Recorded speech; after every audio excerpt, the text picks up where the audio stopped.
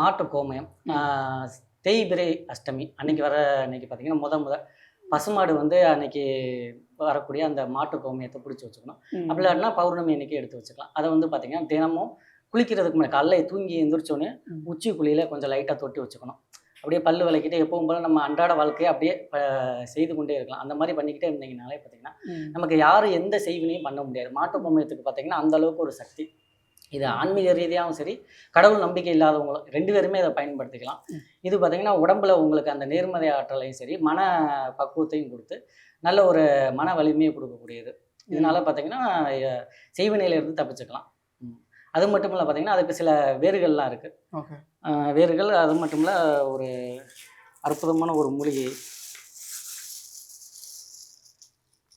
இது பார்த்தீங்கன்னா கருப்பு குண்டுமணி. இதனுடைய வேறையும் நம்ம காப்பு கட்டி எடுத்துக்கலாம். இந்த கருப்பு குண்டுமணியை நம்ம வீட்டில் வச்சுக்கலாம். வீட்டில் வச்சுருந்தாலும் நமக்கு யாரும் எந்த செய்வினையும் பண்ண முடியாது. இது வந்து காளையினுடைய அம்சம்.